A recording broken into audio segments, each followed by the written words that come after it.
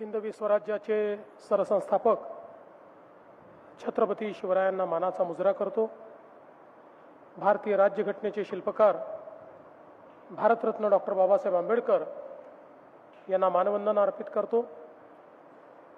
Pune agree hackathon या अतिशय सुंदर उपक्रमाच्या समारोप प्रसंगी मंचावर उपस्थित असलेले राज्याचे कृषी मंत्री माननीय दत्तामामा भरणेजी, राज्याचे उच्च व तंत्र शिक्षण मंत्री चंद्रकांत दादा पाटीलजी, खासदार मेधाते कुलकर्णी, आमदार योगेश टिळेकर, हेमंत रासणे, या ठिकाणी उपस्थित श्री अमोल नलावडे, कुलगुरू डॉक्टर विलास खर्चे, डॉक्टर इंद्रमणी, आपले पुण्याचे जिल्हाधिकारी जितेंद्र डुडी, कृषी आयुक्त श्री सूरज मांढरे, श्री गजानन पाटील, डॉक्टर किसन लवांडे, श्री संदीप खोसला, श्री आलोक कुमार मिश्रा, या ठिकाणी उपस्थित असलेले सर्व आमचे संशोधक, इनोव्हेटर्स आणि उपस्थित सर्व शेतकरी भगिनी आणि बंधूंनो, मला अतिशय आनंद आहे की राज्य सरकारचा कृषी विभाग, पुणे जिल्हा परिषद आणि पुण्याचं जिल्हा प्रशासन, आपलं कृषी विद्यापीठ या सगळ्यांनी मिळून एक अतिशय सुंदर अशा प्रकारचा उपक्रम सुरू केला। मगाशी मामांनी ज्याचा उल्लेख केला की हा उपक्रम जो सुरू झाला त्याची संकल्पना आमचे दिवंगत सहकारी आणि राज्याचे तत्कालीन उपमुख्यमंत्री माननीय अजितदादा पवार यांची होती। आणि पहिल्याच सत्रामध्ये ज्यावेळी ही ॲग्री हॅकॅथॉन झाली आणि आपले जिल्हाधिकारी जितेंद्र डुडी यांनी मला निमंत्रित केलं आणि त्यावेळेस त्यांनी असं सांगितलं की खूप चांगले मॉडेल्स ॲग्री हॅकॅथॉनमध्ये आले आहेत। मी भेट द्यायला आलो, समारोपाला आलो आणि ज्यावेळी हे सगळे मॉडेल्स या ठिकाणी मी बघितले त्यावेळी मी देखील आश्चर्यचकित झालो। इतके सुंदर वेगवेगळ्या प्रकारचे प्रयोग हे या ॲग्री हॅकॅथॉनमध्ये करण्यात आले होते।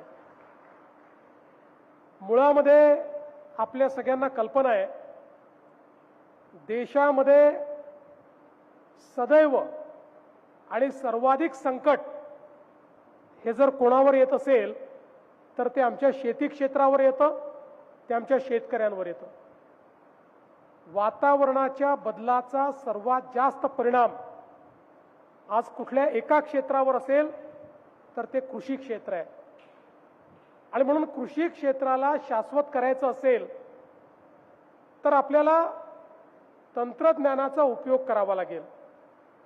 एकीकडे आपल्याला प्रिसिशन ॲग्रिकल्चर ज्याला म्हणतो अशा पद्धतीनं ज्या वस्तू आपण वापरतो, जे श्रम आपण करतो, या प्रत्येक गोष्टीचा जो काही उपयोग आहे हा आपल्याला कमीत कमी कसा करता येईल, जे इनपुट्स आहेत कमी उपयोग करून महत्तम फायदा कसा घेता येईल, कमीत कमी श्रमात आम्हाला जास्तीत जास्त आउटपुट कसं घेता येईल, अशा पद्धतीचा विचार हा कृषी क्षेत्रात करणं गरजेचं आहे।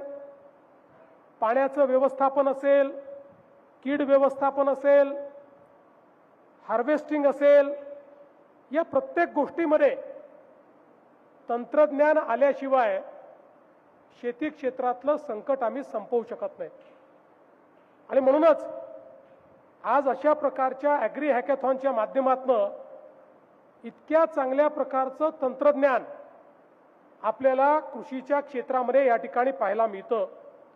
यावर्षी देखील जवळपास मला सांगण्यात आलं 1290 एंट्रीज देशभरातनं या ठिकाणी आल्या होत्या। खरं तर हे पुणे ॲग्री हॅकॅथॉन आहे, पण देशभरातनं इथे चांगल्या प्रकारचं तंत्रज्ञान येत आहे. त्यामुळे सूरजनी आणि डुडींनी जी मागणी केलेली आहे पहिलेच, आणि माननीय आमच्या कृषी मंत्र्यांनी त्याला दुजोरा दिलेला आहे, तर पहिली घोषणा ही करतो की पुढच्या वर्षीपासनं हे पुणे ॲग्री हॅकॅथॉन असणार नाही, हे महाराष्ट्र ॲग्री हॅकॅथॉन म्हणून संपूर्ण महाराष्ट्राच्या लेवलवर हे ॲग्री हॅकॅथॉन होईल. आणि या हॅकॅथॉनमध्ये जो एक सर्वोत्तम पुरस्कार असेल तो माननीय अजितदादा पवार यांच्या नावाने दिला जाईल, ही देखील या ठिकाणी मी घोषणा करतो. आज आपण बघितलं की जे आपलं पहिलं ॲग्री हॅकॅथॉन झालं त्याच्यामध्ये शेवटी लोकांनी जे संशोधन केलंय ते या ठिकाणी ते मांडतात. मांडल्यानंतर जे संशोधन हे स्केलेबल आहे, मार्केटेबल आहे, ज्याचा कमर्शियल उपयोग होऊ शकतो, म्हणजे जे प्रॉडक्ट म्हणून शेतकऱ्यांच्या उपयोगात येऊ शकतं, अशा प्रकारचं संशोधन हे आपण त्या ठिकाणी त्यांना मदत करतो.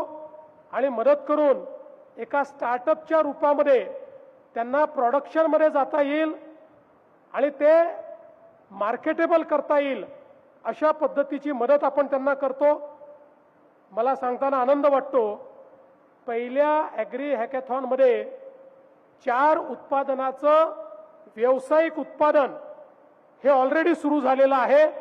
म्हणजे मला असं वाटतं की ही यशस्वीता या ॲग्री हॅकॅथॉनची आहे की मागच्या वर्षी निवडलेल्यांपैकी 4 उत्पादनं आता शेतकऱ्यांना कमर्शियली उपलब्ध आहेत. 8 अजून त्याच टप्प्यामध्ये आहेत आणि 12 नवकल्पना अशा आहेत की ज्याला कृषी विद्यापीठाने त्याचं प्रमाणीकरण केलेलं आहे. म्हणजे पुढच्या काळामध्ये त्याही अशा पद्धतीनं स्केलेबल होतील आणि कमर्शियली आपल्याला उपलब्ध होतील. आज देखील ज्या काही आम्ही या ठिकाणी वेगवेगळे मॉडेल्स बघितले, मी मगाशी मॉडेल्स बघितल्यानंतर लक्षात राहावं म्हणून लिहून घेतलं की काय काय आपण बघितलं. खरं म्हणजे प्रत्येक स्टॉल बघण्यासारखा होता. मी तर या ठिकाणी अशी विनंती करणार आहे की डुडी पुढच्या वर्षी मला तुम्ही 2 वेळा बोलवा, एकदा फक्त पाहायला बोलवा आणि दुसऱ्यांदा या कार्यक्रमाकरता बोलवा. कारण ज्यावेळी आपण काही स्टॉल पाहतो आणि काही पाहत नाही, त्यावेळी ज्यांचे स्टॉल आपण पाहत नाही त्यांना असं वाटतं की आमची मेहनत एवढी आम्ही केली आहे आणि मुख्यमंत्री आमच्या समोरून निघून गेले आणि आमच्याकडे पाहिलं देखील नाही. पण मी एक सांगतो की निश्चित सगळ्यांनी अतिशय चांगली मेहनत केली आहे. आम्ही जे काही स्टॉल्स आज बघितले, इतके चांगल्या प्रकारच्या त्या ठिकाणी त्यांनी व्यवस्था उभ्या केल्या आहेत. एक आम्ही जो पहिला स्टॉल बघितला ज्या ठिकाणी स्लो कार्बन रिलीज, आपल्याला माहिती आहे की ऑर्गॅनिक कार्बन हे आपल्या पिकाच्या वाढीकरता सगळ्यात महत्त्वाचं असतं आणि त्याकरता अनेक गोष्टींचा आपण वापर करतो. पण आता अशा पद्धतीनं कार्बन कॅप्चर करून त्याला अशा प्रकारच्या एन्झाईम्समध्ये तयार केलेला आहे की त्याचा स्लो रिलीज होतो. तो स्लो रिलीज झाल्यामुळे पिकांची वाढ चांगली होते, त्याच्यामुळे पाणी कमी लागतं, त्याच्यामुळे इतर गोष्टी ज्या आपल्याला टाकाव्या लागतात त्याही गोष्टींचा खर्च आपला कमी होतो आणि म्हणून अतिशय चांगल्या प्रकारे हे स्लो कार्बन रिलीज मेकॅनिझम या ठिकाणी आपल्याला पाहायला मिळालं. दुसरं, सॉइल टेस्टिंग वाया सॅटेलाइट. आता आपण सॉइल टेस्टिंग हे लॅबमध्ये नेतो आणि मग त्या सॉइलमध्ये, मातीमध्ये वेगवेगळ्या प्रकारचे इन्ग्रेडियंट्स कशा प्रकारे आहेत याचं टेस्टिंग करतो आणि त्यात जी डेफिशियन्सी असेल ते आपण त्या ठिकाणी वेगवेगळ्या न्यूट्रिएंट्सचा वापर करून किंवा पद्धतींचा वापर करून आपण ते त्या ठिकाणी देण्याचा प्रयत्न करतो. आता जे मॉडेल आमच्या समोर आलं त्याच्यामध्ये थेट सॅटेलाइटच्या माध्यमातून त्या ठिकाणी एखाद्या शेतकऱ्याच्या शेतीची जी काही माहिती आहे त्याचा सातबारा आहे तो फीड केला तर सॅटेलाइट करेक्ट त्या ठिकाणी लॅटिट्यूड लॉंगिट्यूडचा उपयोग करून आणि त्याच्या मातीचं परीक्षण करून सॉइल हेल्थचं कार्ड त्याला देतोय. म्हणजे किती गोष्टी वाचल्या, किती श्रम वाचले. अर्थात मी त्यांना विचारलं की लॅबोरेटरीमध्ये आपण करतो त्याच्या किती टक्के तुम्ही आता तुमचा रिझल्ट आलेला आहे. सध्या तो 72-75% आला आहे. अजून थोडं त्यांनी मॉडेल ट्रेन केलं तर तो 85-90% येईल आणि 90% तो जर आला तर मला असं वाटतं की अख्ख्या महाराष्ट्रामध्ये आपण त्याचा उपयोग करू शकू. आज आपण इतक्या मोठ्या प्रमाणात किती आपण 80 कोटी सॉइल हेल्थ कार्ड देतो. 80 कोटी सॉइल हेल्थ कार्ड आणि दर 2 वर्षांनी ते द्यायची आहेत. त्यामुळे अशा प्रकारचं तंत्रज्ञान जर नीट विकसित झालं आणि पुढच्या काळामध्ये ग्राउंड ट्रुथिंग करताही कुठल्याही मॉडेल जे आहे त्याच्यामध्ये आपल्याला 100% 50% ग्राउंड ट्रुथिंग करायची आवश्यकता नाही. आपल्याला AI आर्टिफिशियल इंटेलिजन्सचं मॉडेलच हे सांगेल की तुम्ही कुठे आणि किती ग्राउंड ट्रुथिंग केलं पाहिजे. ते जर आपण केलं तर इतक्या मोठ्या प्रमाणात आमच्या शेतकऱ्यांना त्याचा फायदा होईल आणि या सॉइल हेल्थ कार्डमुळे उत्पादन आणि उत्पादकता दोन्ही वाढवता येईल आणि उत्पादन खर्च हा आपल्याला कमी करता येईल. हे अतिशय चांगलं काम या ठिकाणी आपल्याला पाहायला मिळालं. एक अतिशय सुंदर अशा प्रकारचं स्प्रिंकलर आम्हाला पाहायला मिळालं जे 360 डिग्री स्प्रिंकलिंग तर करतेच, पण त्याहीपेक्षा महत्त्वाचं असं आहे की आपल्याला माहिती आहे शेतकऱ्याचं शेत चौकोनीच असतं असं नाही आहे. त्यामुळे अनेक वेळा अनावश्यक भागात पाणी जास्त जातं, अनेक वेळा ते बाहेर जातं. आता ही अशी सिस्टीम यांनी उभी केली आहे की ज्याच्यामध्ये आपल्या शेताची आराजी त्याचा नकाशा हा जर फीड केला तर बरोबर जेवढं आपलं शेत आहे तेवढ्याच भागामध्ये ते स्प्रिंकलिंग करतं. जेवढं पाहिजे जेवढी आवश्यकता आहे तेवढंच ते करतं. मॉइश्चर कंटेंट जे हवं आहे ते मेंटेन कसं होईल हे देखील ते पाहतं. ही अतिशय सुंदर आणि प्रिसिशन अशा प्रकारची व्यवस्था ती देखील या ठिकाणी पाहायला मिळाली. एका स्टॉलवर आम्हाला मल्टी व्हेजिटेबल कल्टिवेटर पाहायला मिळालं. 3 भाज्यांना त्या ठिकाणी ते कल्टिवेटर 3 भाज्यांकरता उपयोगी होतं आणि इतकं चांगल्या प्रकारे ते त्यांनी तयार केलेलं आहे. त्यामुळे श्रमही वाचतात आणि त्यामुळे ज्याला आपण प्रिसिशन ॲग्रिकल्चर म्हणतो त्या पद्धतीनं आपली इनपुट कॉस्ट कमी करून, कारण आपल्याला माहिती आहे अलीकडच्या काळामध्ये सगळे सांगतात की शेतीमध्ये मजूर मिळत नाहीत, कमतरता आहे आणि अनेक वेळा मजुरीचा भाव म्हणजे आपण चांगला दिलाच पाहिजे त्याबद्दल माझ्या मनात शंका नाही आहे, पण त्याच्यामुळे जे काही नफ्याचं गणित आहे ते गणित जमत नाही. अशा सगळ्या परिस्थितीमध्ये हे एक अतिशय सुंदर अशा प्रकारचं कल्टिवेटर हे देखील एक पाहायला मिळालं. एक अतिशय सुंदर असं त्या ठिकाणी स्प्रेयर तयार केलेलं आहे ज्याच्यामध्ये पिकाकरता आवश्यक स्प्रेइंग आणि वीड म्हणजे बरोबर जिथे पीक आहे तिथे योग्य स्प्रे होईल आणि जिथे तण आहे तिथे वेगळा स्प्रे होईल. एकाच वेळी हे दोन्ही स्प्रे चालतील. त्यामुळे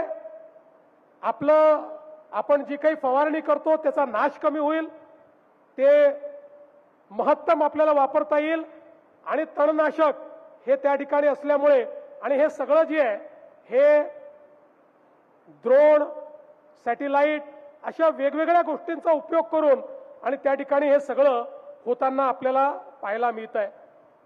3 अतिशय चांगले मॉडेल्स या ठिकाणी पाहायला मिळाले जे अर्थातच सॅटेलाइटचा आणि ड्रोनचा उपयोग करून सगळ्या प्रकारे आपल्याला आज क्रॉप इन्शुरन्स करता किंवा आपल्याला क्रॉपिंग सायकल जे आहे याची काय परिस्थिती आहे याकरता इतका मॅनपॉवर लावावा लागतो आणि दरवेळी आपल्याला माहिती आहे की एखाद्या भागामध्ये इन्शुरन्सचे पैसे मिळतात, एखाद्या भागात मिळत नाही.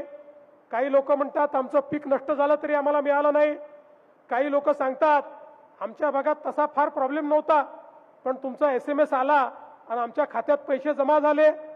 त्यामुळे या सगळ्या गोष्टी जर आपल्याला दूर करायच्या असतील, मी तुम्हाला सांगतो, शेतकऱ्याला मदत करण्याकरता कधीच पैसे कमी नाहीत, आम्ही कमी पडू देणार नाही.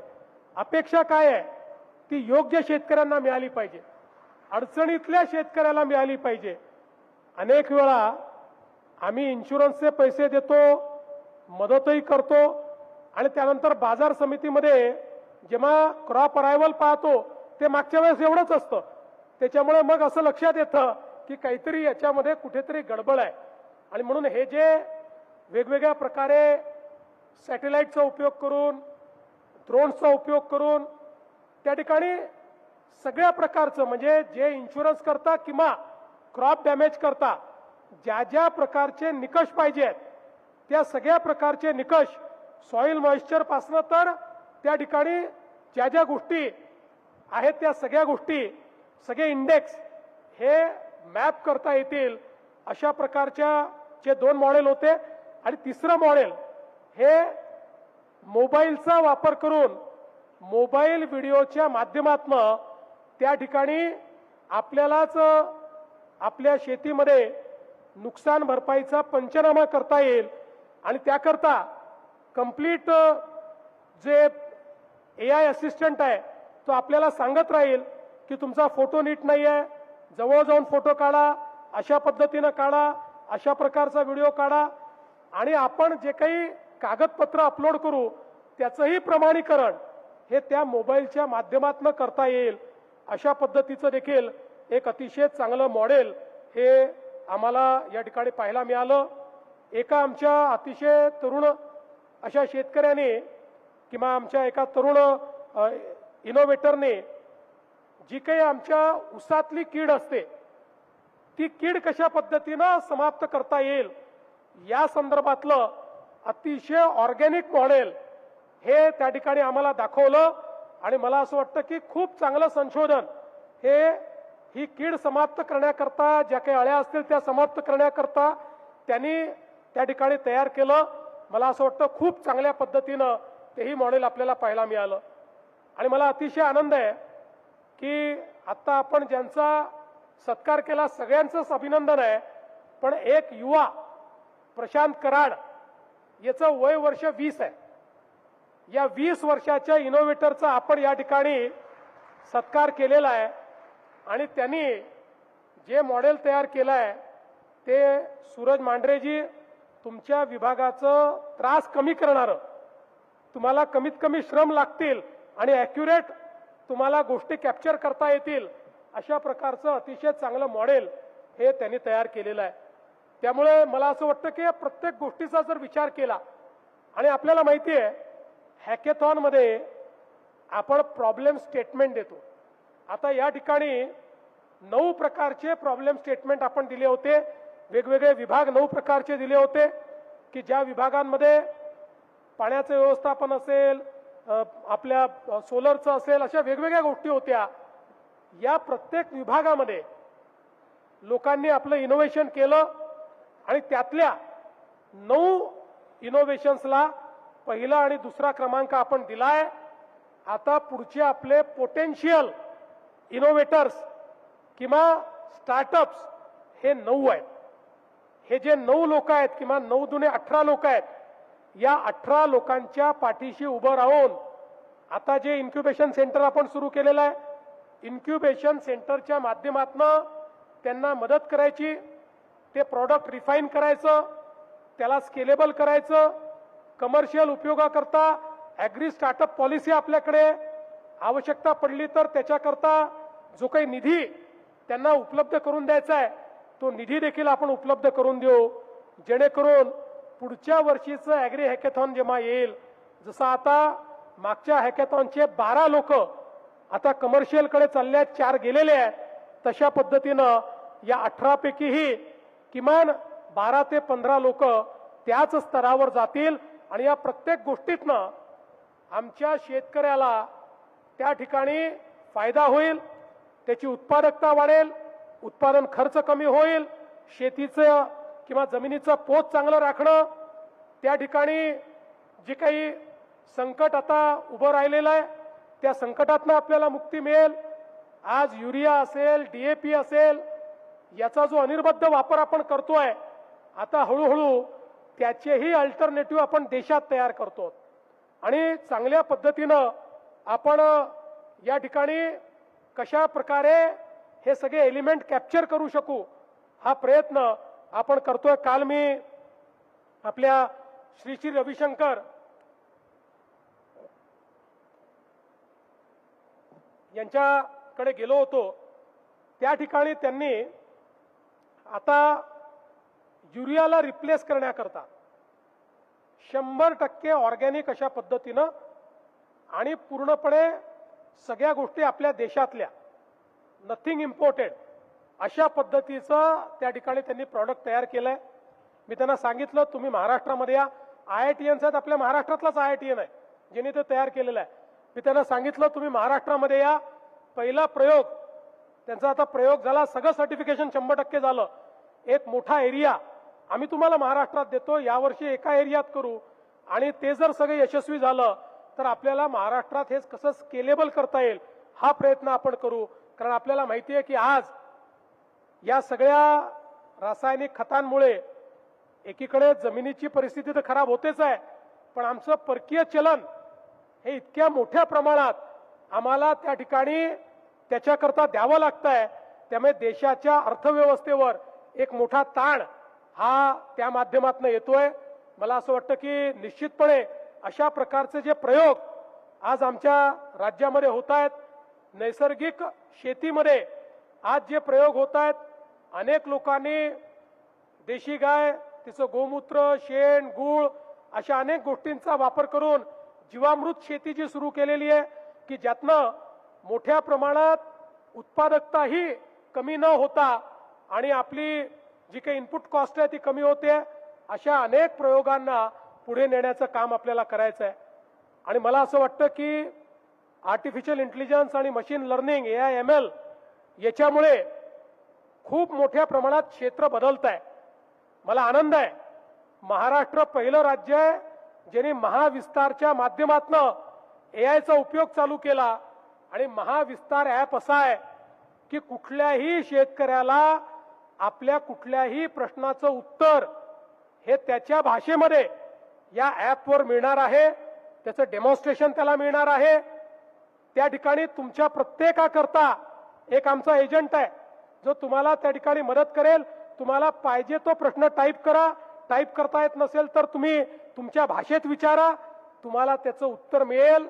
याच्यामध्ये जोही कृषीशी संबंधित प्रश्न आहे अशा सगळ्या प्रश्नांकरता हे मॉडेल आपण ट्रेन केलेलं आहे.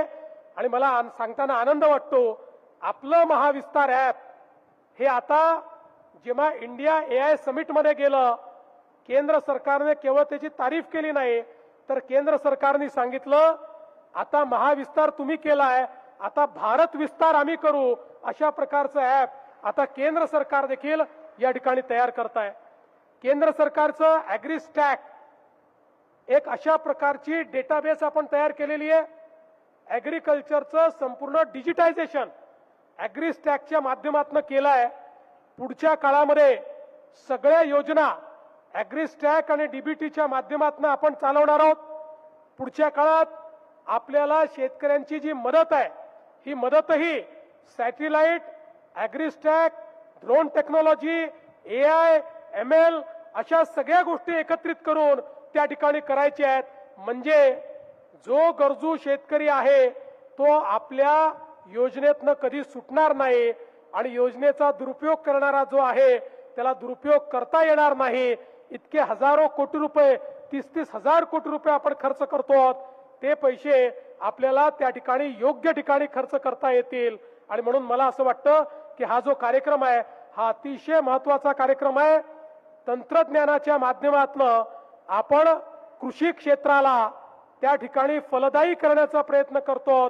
कृषीचं क्षेत्र जसं मगाशी सूरज यांनी सांगितलं की जास्त प्रोडक्शन म्हणजे कमी नफा, अशा पद्धतीची जी इथली परिस्थिती आहे या परिस्थितीतनं कृषी क्षेत्राला बाहेर काढण्याकरता जसा जसा उत्पादन खर्च कमी होईल, उत्पादकता वाढेल, तसं तसं वाढलेलं प्रोडक्शन देखील आपल्याला नफा देईल. आणि त्यासोबत हळूहळू आपण बघितलं आता ॲग्रो प्रोसेसिंग मध्ये देखील आपण काही लोकांना पुरस्कार दिले आहेत. ॲग्रो प्रोसेसिंग असेल किंवा मार्केट ॲक्सेस असेल, या गोष्टी जशा जशा आपण इम्प्रूव्ह करू तसं तसं हे क्षेत्र उत्तम प्रकारे काम करेल. आणि म्हणून मी पुन्हा एकदा ॲग्री हॅकॅथॉन मध्ये या ठिकाणी आलेल्या सगळ्या इनोव्हेटर्सचं मनापासून अभिनंदन करतो. आपण एंटरप्राइज मध्ये जे काम करतात त्यांना एंटरप्रेन्युअर्स किंवा ऑन्टरप्रेन्युअर्स म्हणतो, तशा प्रकारे आता ॲग्रीप्रेन्युअर्स हे आपण या माध्यमातून तयार केल्याशिवाय राहणार नाही. आणि त्यात महाराष्ट्र पहिल्या क्रमांकावर असेल हा विश्वास मी व्यक्त करतो. आणि या चांगल्या कार्यक्रमात आपण मला निमंत्रित केलं त्याबद्दल आपले आभार मानून मी माझे 2 शब्द संपवतो. धन्यवाद. जय हिंद, जय महाराष्ट्र.